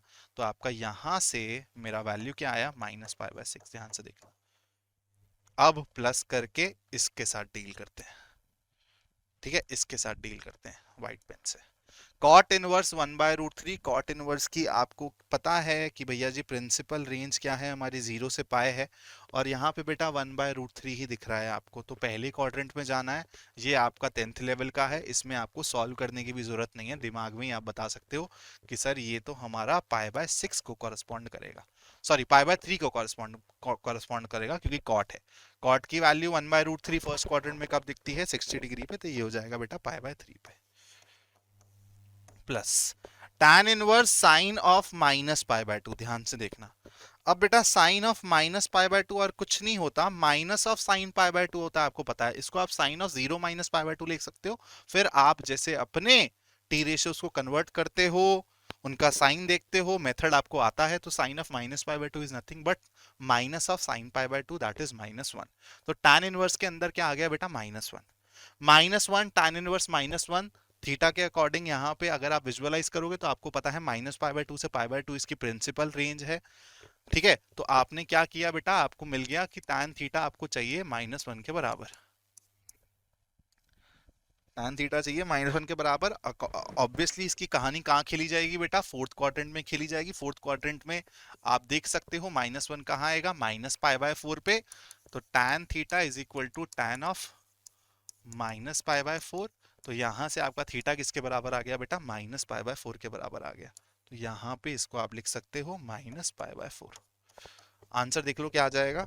तो ये हो जाएगा -π/6, ये हो जाएगा 2π/6। तो ये मिलके दे देंगे बेटा π/6, ये मिलके दे देंगे मेरे को π/6, π/6 -π/4, है ना। कैलकुलेशन देख लेना अगर मैंने गड़बड़ ना करी हो। तो ये हो जाएगा बेटा, अगर मैं यहाँ पे करूँ तो 2π, और ये हो जाएगा -3π, तो ये हो जाएगा -π/12। ठीक है, -π/12 इसका उत्तर आएगा। प्लीज आप लोग इसको चेक कर लेना। चलो थोड़ा सा और आगे बढ़ते हैं बालकों, और देखते हैं कि नेक्स्ट क्वेश्चन क्या है हमारी स्क्रीन पे। साइन इनवर्स, tan इनवर्स के अंदर साइन का फंक्शन, फिर उसके अंदर कॉस इनवर्स का फंक्शन। कुछ भी मुश्किल नहीं है बेटा, डरना मत बिल्कुल भी। सबसे अंदर वाले से चालू करो, टारगेट करो कॉस इनवर्स √3/2 को। कॉस इनवर्स देखते ही सबसे पहले इसकी प्रिंसिपल रेंज के बारे में सोचो, 0 से पाए। ठीक है, 0 से पाए। तो आपको पता है ये फर्स्ट क्वाड्रेंट में ही आपको दिखेगा कॉस पॉजिटिव, बोलो हाँ या ना। √3/2 कब दिखता है, 30 डिग्री पे दिखता है। तो ये क्या है, π/6 के बराबर है। तो अंदर की बात करूं तो 2 × π/6 हो गया वो कॉस इनवर्स। इसके बाहर क्या लगा हुआ है बेटा, 2 साइन लगा हुआ है। तो चलो अब सबसे पहले इसको डील करते हैं। 2 × π/6 क्या होता है बेटा, π/3 हो गया। तो 2 × sin π/3 हो गया। ये sin π/3 मतलब sin 60, दैट इज √3/2। तो ये हो गया 2 × √3/2, दैट इज √3 के बराबर। अब इसके बाहर क्या साइन है बेटा, tan इनवर्स का साइन है। देखो कहानी कितनी क्लियर है, धीरे धीरे सब होता चला जाएगा बच्चों, धीरे धीरे सब होता चला जाएगा। आप लोगों को कॉन्सेप्ट पकड़ने हैं, हर क्वेश्चन आसान लगेगा। अब बेटा आपको पता है tan इनवर्स के लिए आपकी प्रिंसिपल रेंज क्या होती है, -π/2 से π/2। और आपको √3 चाहिए, तो ये आपका 0 से π/2 के अंदर आएगा अब। और ये आपको पता है कब आएगा भैया, π/6 पे आएगा ना, बोल दो। तो यहां से आपका आंसर क्या आ जाएगा, tan इनवर्स √3। तो ये हो जाएगा π/3 पे, आई एम सॉरी π/6 की बोल रहा हूं मैं, 60 डिग्री पे आएगा ना, π/3 हो जाएगा। क्लियर है, चलो आगे बढ़ते हैं भाई। इस वाले क्वेश्चन को आप लोग खुद करना, ऐसे एक टाइप का क्वेश्चन मैं करवा चुका हूं। मैं चाहता हूं कि ज्यादा से ज्यादा वैरायटी टाइप के क्वेश्चन मैं आपको करा चुका हूं। तो ये आपके लिए होमवर्क क्वेश्चन है। कोई भी क्वेश्चन नहीं बनता है तो कमेंट बॉक्स में जरूर बताना बच्चों, मैं आपको हेल्प कर दूंगा कमेंट बॉक्स में ही रिवर्ट करके। चलो बेटा अब हम करते हैं कुछ इंपॉर्टेंट सवाल, जहां पे हम लोग एनसीईआरटी एग्जाम्पलर, पीवाईक्यूज, इन सब के इंपॉर्टेंट सवाल देखेंगे। तो अगर मैं बात करूं बेटा पहले सवाल की, जो पहला सवाल आपको यहाँ पे बोर्ड पे दिख रहा है, ये बहुत इंपॉर्टेंट ऑब्जेक्टिव क्वेश्चन है, बोर्ड एग्जाम्स में पूछा जा चुका है, दोबारा भी पूछे जाने के आसार है। क्वेश्चन को अगर मैं आपके साथ रीड करता हूं, sin inverse x plus sin inverse y plus sin inverse z is equal to 3π/2, then the value of x की पावर 100 प्लस y की पावर 100 प्लस दिस। तो बेटा आपको देखते ही समझ आ गया होगा सर, ये जब ही पॉसिबल है जब ये इंडिविजुअली सारे के सारे π/2 के बराबर हो जाएंगे। किसके बराबर हो जाएंगे, π/2 के बराबर हो जाएंगे। तो आपको समझ आ गया होगा कि सर अगर ये इंडिविजुअली सबके सब π/2 हैं, तो आपका किसी भी फंक्शन को उठा के देख लो, sine inverse x is equal to π/2। जो यहां से x की वैल्यू निकलेगी वही y की वैल्यू होगी, वही z की वैल्यू होगी। तो बेटा ये कब पॉसिबल है बताओ, ये कब पॉसिबल है, आपको पता है, बोलो भाई ये कब पॉसिबल है। आप बोलोगे चलो सर एक काम करते हैं, x को ऐसे लिख देते हैं, चलो तुम्हारे लिए और इजी कर देते हैं। x की वैल्यू 1, y की वैल्यू 1, z की वैल्यू 1। ठीक है।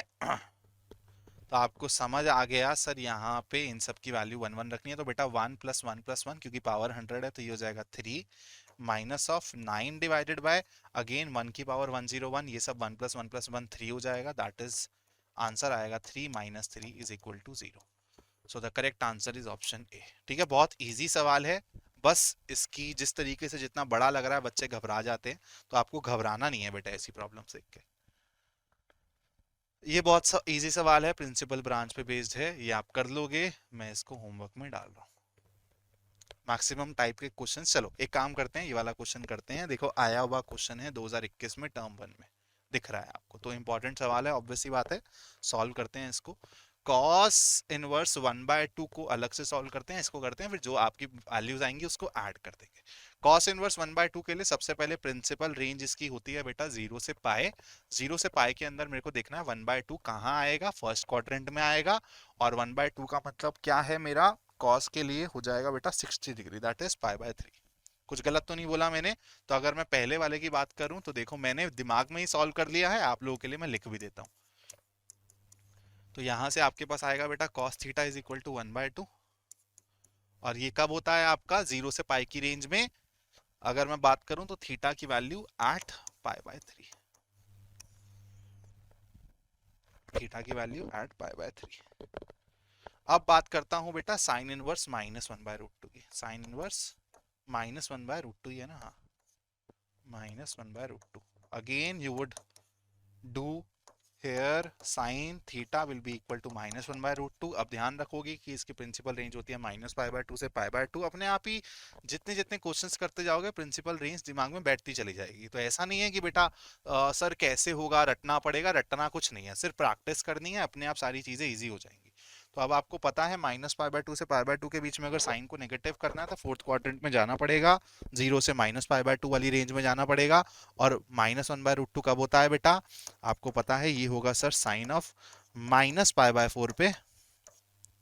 तो यहां से थीटा की वैल्यू -π/4 आ गई, तो आपका आंसर क्या आ जाएगा बेटा, आंसर हो जाएगा आपका π/3 -π/4, दैट इज अगर आप इसका एलसीएम लेते हो 12 तो ये हो जाएगा 4 पाए -3 पाए, मतलब पाए बटा 12 इसका आंसर आएगा, उत्तर आएगा। देखो ऑप्शन में दिख रहा है या सर ने कोई गलती करी है, नहीं दिख रहा है, सर ने कोई गलती नहीं करी है, रेड पेन से इसको मार्क कर देते हैं। इसका करेक्ट ऑप्शन हो गया, करेक्ट आंसर हो गया ऑप्शन ए। क्लियर है? चलो बच्चों अब चलते हैं थोड़ा सा और आगे।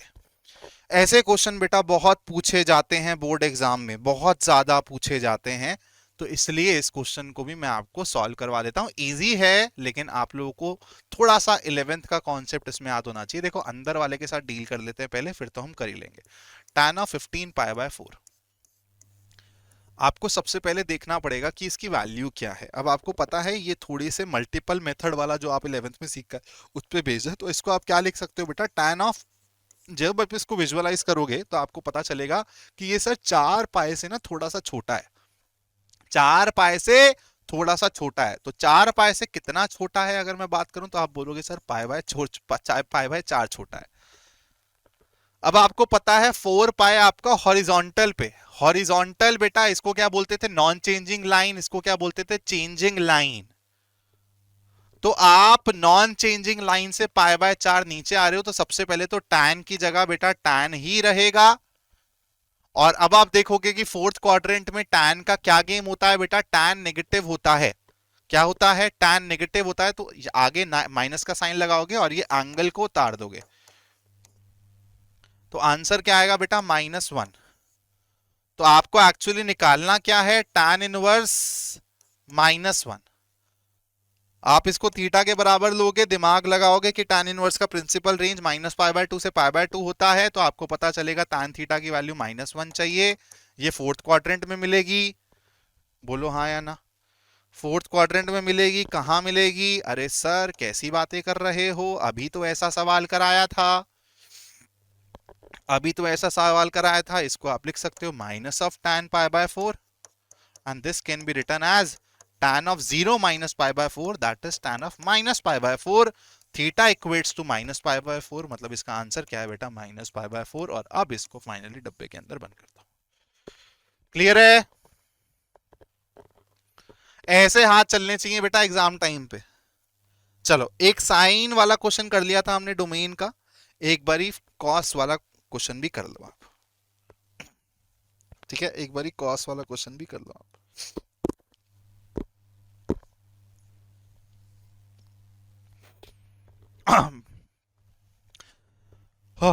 कॉस इनवर्स मतलब 2x माइनस वन जो है बेटा, आप लोगों को पता है कि डोमेन क्या हो जाता है -1 से 1। तो आपका ये -1 से 1 के बीच में लाई करेगा।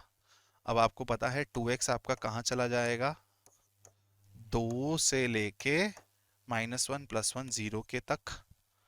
अब यहाँ से आप लोगों को x की वैल्यू देनी है बेटा, तो x की वैल्यू आपकी क्या आ जाएगी, 1 से लेके 0। चाहो तो एक बारी स्क्रीनशॉट ले लो इसका भी, फटाफट से देख लो, और फिर हम लोग बढ़ते हैं अगले क्वेश्चन की तरफ।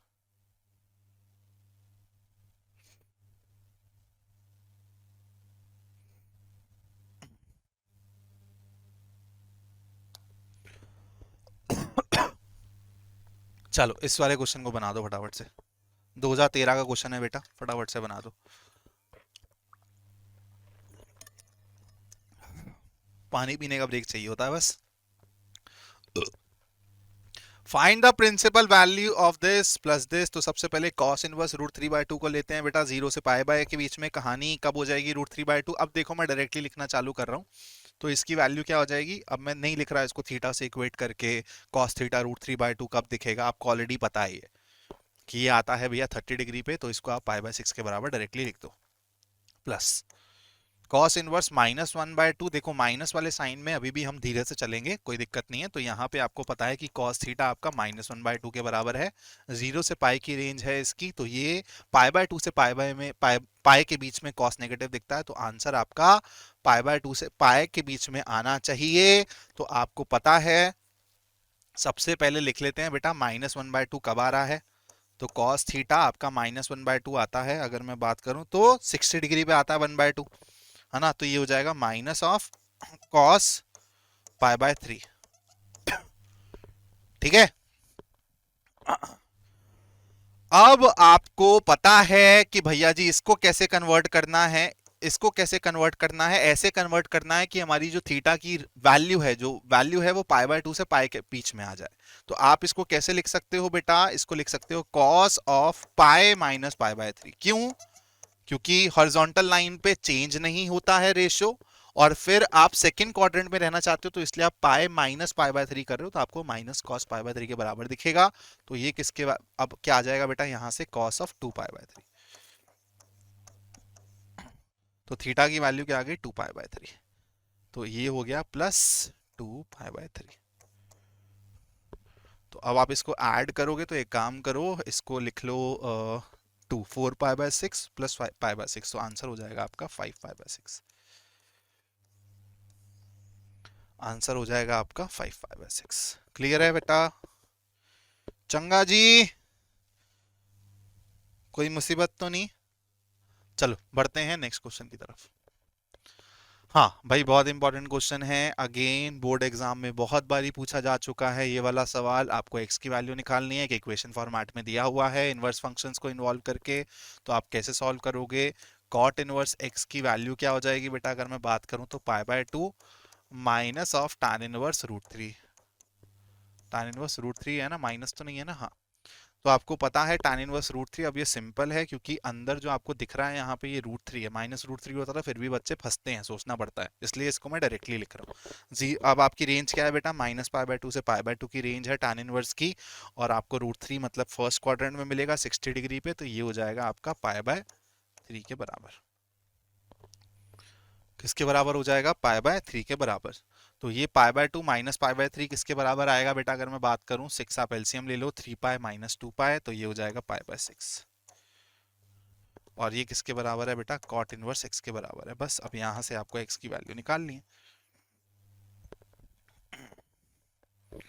कॉट इनवर्स x आपका π/6 के बराबर है, तो कॉट π/6 ही तो बताना है सिर्फ, है ना भैया जी। कॉट π/6 क्या मतलब कॉट 30 डिग्री, तो यहाँ से आपका x क्या आ जाएगा, √3 के बराबर आ जाएगा, बस आंसर आ गया। चलो बेटा, ये एक केस बेस्ड क्वेश्चन है जो आप लोगों के लिए दे रहा हूं मैं, बहुत इजी है, आप लोग इसको ट्राई करना, ठीक है। इसकी पीडीएफ आपको टेलीग्राम ग्रुप में शेयर कर दी जाएगी, वहां से आप इसको देख सकते हो, या फिर आप चाहो तो अभी स्क्रीनशॉट भी ले लो, मैं थोड़ा सा होल्ड कर करके आगे जा रहा हूं। भैया बहुत इंपॉर्टेंट है, लेकिन एनसीईआरटी का सवाल है, मेरे को लगता है मेजॉरिटी बच्चों ने ये किया होगा, तो इसको हम लोग फटाफट से देख लेते हैं। अब देखो बेटा, आपको क्या बोला हुआ है, साइन इनवर्स दिस को इसके बराबर प्रूफ करो ये, और सेकंड पार्ट में ये। अगर मैं यहां पे देखूं इसकी, देख क्वेश्चन की ना टाइप से पता चल जाता है, one minus x square, one minus x square, तो आपको पता है यार, one minus sine square theta भी मैं जानता हूं क्या होता है, one minus cos square theta भी जानता हूं। तो अगर मैं ऊपर वाले क्वेश्चन में बेटा x की जगह साइन थीटा रख दूं, ध्यान से समझना, x की जगह साइन थीटा रख दूं, तो ये one minus sine square theta हो जाएगा, that means cos square theta हो जाएगा। कॉस स्क्वायर थीटा का अंडर रूट करोगे तो कॉस थीटा आएगा, है ना, कॉस थीटा आएगा बेटा, और बाहर आपका क्या हो जाएगा, two into sine theta, two sine theta into cos theta, देखते ही आपको 11th की याद आएगी, और आप बोलोगे सर ये साइन टू थीटा के बराबर है। Sine inverse of sine to theta क्या होगा, sine inverse of sine to theta क्या होगा, तो बेटा यहां पे मैं आपको कुछ चीजें बता देता हूं, जैसे कि sine inverse of sine x या फिर cos inverse of cos x किसके बराबर है, एक्स के बराबर है, ठीक है। ये बहुत बेसिक चीज है, ये सब आपको पता होगा, इसमें बच्चों को कंफ्यूजन नहीं होती है। तो यहां से आपको पता चल गया कि sine inverse of sine to theta क्या हो जाएगा बेटा, टू थीटा के बराबर हो जाएगा, और थीटा हमने क्या लिया था, साइन थीटा हमने क्या लिया था बेटा, हाँ एक्स, एक्स हमने क्या लिया था, साइन थीटा के बराबर लिया था। तो यहां से आपको समझ आएगा कि साइन इनवर्स एक्स किसके बराबर हो जाएगा, थीटा के बराबर हो जाएगा। तो बस यही पुट कर दो यहाँ पे, तो आंसर आ जाएगा मेरा टू साइन इनवर्स एक्स, ठीक है। सेकंड वाले क्वेश्चन में देखो, cos इनवर्स x चाहिए ना राइट हैंड साइड में, तो यहाँ पे x की जगह क्या डालो बेटा, cos थीटा डालो। जब आप x की जगह cos थीटा डालोगे तो देखो ये क्या हो जाएगा, one minus cos square theta, मतलब साइन स्क्वायर थीटा का रूट साइन थीटा, और यहाँ पर आएगा टू इंटू कॉस थीटा, ठीक है, बोलो आया ना। अब बेटा करोगे sine inverse again sine to theta आएगा, तो इसकी वैल्यू क्या आएगी, टू थीटा के बराबर आएगी। इस बारी अब आपने x को क्या लिया था, cos थीटा लिया था, तो आपका cos इनवर्स x क्या हो जाएगा बेटा, थीटा के बराबर हो जाएगा। तो थीटा की जगह आप ये डाल दोगे तो आंसर हो जाएगा top two cos inverse x, कहानी खत्म, ठीक है, डन भाई। चलो अब आते हैं यहाँ, tan इनवर्स, ये एक अच्छा क्वेश्चन है बेटा, तो इस क्वेश्चन को आराम से समझना, क्योंकि इसमें आपकी 11th की ट्रिग्नोमेट्री बहुत अच्छे से यूज हो रही है। जो मैं बोल रहा था कि अगर आपके बेसिक्स नहीं स्ट्रांग होंगे तो बेटा थोड़ा सा आपको स्ट्रगल करना पड़ेगा। tan inverse cos x divided by 1 minus sin x को हमको सिंपलेस्ट फॉर्म में कन्वर्ट करना है। तो देखो बेटा, cos x डिवाइडेड बाय, सिर्फ मैं इसको पिक्चर में ले रहा हूं पहले, इसको सिंपलेस्ट फॉर्म में कन्वर्ट करने का मतलब है बेटा कि आपको इसको ना कुछ tan की फॉर्मेट में लाना पड़ेगा, tan इनवर्स tan आएगा तो मेरा फॉर्मूला लग जाएगा, है ना, tan इनवर्स tan x क्या होता है बेटा, x के बराबर होता है, वाला फॉर्मूला मेरा लग जाएगा। तो आप लोग इसको tan के फॉर्मेट में कन्वर्ट करने के लिए ना कुछ काटा पीटी करनी पड़ेगी। तो cos x को अगर मैं देखता हूं बेटा, क्योंकि यहां पे मेरे को ना वन दिख रहा है, क्यों कर रहा हूं मैं, ध्यान से देखना, यहां पे मेरे को वन दिख रहा है, तो one can be written as cos square x plus sine square x, या फिर यहां पे मैं लिख सकता हूं cos square x by to plus sine square x by to, ठीक है। और साइन x क्या हो सकता है बेटा, टू साइन एक्स बाय में two into cos x by में टू, तो यहां से मेरी आइडेंटिटी फॉर्म हो जाएगी। जब ये आइडेंटिटी फॉर्म होगी तो नीचे मेरे को दिख रहा है, this can be written as cos x by two minus sine x by two का होल स्क्वायर। तो ऊपर भी मेरे को ना कुछ उसी फॉर्मेट में बनाना है। तो आपको पता है भैया जी, cos टू थीटा किसके बराबर होता है, cos square theta minus sine square theta. तो फटाफट से cos x की वैल्यू लिख दो, किसके बराबर आएगी बेटा, एंगल को हाफ कर देंगे, cos स्क्वायर x बाय में two minus sine square x by में टू, और नीचे वाले को क्या लिख सकते हो, cos स्क्वायर x बाय में two plus sine square x by में two minus of sine x को कैसे लिख सकते हैं बेटा, टू साइन x बाय में two into cos x by में टू। तो ये बेटा क्या चीज बन गई, ये आइडेंटिटी बन गई नीचे। तो आपका सवाल कहां तक पहुंच जाएगा, सवाल पहुंच जाएगा कॉस स्क्वायर एक्स बाय में 2 minus sine square x by में 2 डिवाइडेड बाय में कॉस एक्स बाय में 2 माइनस साइन एक्स बाय में 2 का होल स्क्वायर। तो ऊपर a minus B into A plus B, देखो नीचे a माइनस बी का होल स्क्वायर दिख रहा है। तो क्या बचेगा बेटा, अगर मैं इसकी बात करूं तो यहां पे मेरे पास बचेगा कॉस एक्स बाय में 2 प्लस साइन एक्स बाय में 2 divided by cos x by में 2 माइनस साइन एक्स बाय में 2। अब बेटा देखो, आपको tan की फॉर्मेट में कन्वर्ट करना था, स्टार्टिंग से ही उद्देश्य ये था। पूरे ऊपर नीचे आप cos x बाय 2 से डिवाइड मार दो, ठीक है। चलो मैं इसको यहां पे ले आता हूं, इसको आप ऊपर नीचे cos x बाय 2 से डिवाइड मार दो, तो आपको कहानी कहां दिखेगी, आपको कहानी कहां दिखेगी बेटा, तो ये बन जाएगा 1 प्लस tan x बाय 2, देखो आ गया। और आपको जब ये दिखेगा तो आपके दिल में थोड़ी सी धड़कनें तो तेज होंगी कि सर ये तो बहुत अच्छी कुछ चीज थी, फॉर्मूला था sir, 1 plus tan x by 1 minus tan x। याद आ रहा है कैसे आप tan a प्लस b के फॉर्मूला को सिंप्लीफाई करके, बेटा ये कुछ नहीं है, ये tan पाई बाय 4 होता है। तो एक्चुअली ये जो है ना, this is nothing but tan of pi by 4 plus x by 2। देखो tan के अंदर एंगल आ गया जो हमको चाहिए था। अब इसके बाहर भैया जी ओरिजिनल क्वेश्चन के अकॉर्डिंग tan इनवर्स भी था, तो बस tan inverse of tan x क्या होता है, x के बराबर होता है। तो आंसर क्या हो जाएगा आपका, pi by 4 plus x by 2। ये आपका सिंप्लीफाइड फॉर्म है इसका। क्लियर है, क्लियर है भाई। चलो ये भी बहुत इंपॉर्टेंट सवाल है बेटा, इस क्वेश्चन को मैं सॉल्व नहीं करवा रहा क्योंकि ऑलरेडी आपका सेशन बहुत लंबा हो गया, ऑलरेडी 90 मिनट्स हो गए हैं, ठीक है। तो इसको मैं यहाँ पे बता देता हूँ आपको कि यहाँ पे आपको x को सब्स्टिट्यूट करना है, क्योंकि जो ये अंदर है ना, ये आपने कुछ tan 3 थीटा टाइप का पढ़ा होगा फॉर्मूला 11th क्लास में, उससे आप रिलेट करोगे तो आपको समझ आएगा कि सर x को a tan थीटा डालना पड़ेगा। जब आप x को a tan थीटा डालोगे तो ये क्वेश्चन सिंप्लीफाई हो जाएगा और आपको आंसर मिल जाएगा। बाकी बेटा कुछ और भी सवाल हैं यहाँ पे जो आप लोगों को मैं पीडीएफ फॉर्मेट में दे दूंगा, आप लोग ये क्वेश्चन जरूर कर लेना ध्यान से। यहाँ पे बेटा मैं इस सेशन को एंड करता हूँ। आई होप आपको इसका वन शॉट भी बहुत ज़्यादा हेल्प करेगा और आप लोगों को इनवर्स ट्रिग्नोमेट्रिक फंक्शन के फंडेज क्वेश्चंस बहुत अच्छी तरीके से अब क्लियर हो गए होंगे। अब जाके एक बार एनसीईआरटी को रिवाइज मारना, सारे क्वेश्चन करना, मैं गारंटी दे रहा हूँ एक भी क्वेश्चन आपका नहीं फंसेगा। इसके साथ साथ 2 चैप्टर में वन शॉट के पॉइंट ऑफ व्यू से कवर कर चुका हूं, पार्ट वाइज भी कवर कर चुका हूं। अब आती है मैट्रिक्स की बारी। मैट्रिक्स का वन शॉट भी आपको नेक्स्ट 2-3 दिन के अंदर मिल जाएगा। ऐसे ही मैं बता रहा हूं 2 महीने या 2.5 महीने के अंदर आपका पूरा का पूरा सिलेबस कवर करवा दूंगा मैं। उसके बाद प्रैक्टिस होगी, बस मेंटी क्विजेज होंगे, प्रैक्टिस होगी, तो बहुत मजा आने वाला है। चैनल को सब्सक्राइब नहीं किया तो चैनल को सब्सक्राइब कर लो, क्योंकि अब सीरियस होने का टाइम आ गया। अगस्त तक मस्ती कर ली तुम लोगों ने बहुत, अगस्त के बाद अब मोमेंटम बना के पढ़ेंगे। Thank you so much. Gagan Makkad is signing off. I'll see you again in next session. Bye bye guys. Take care.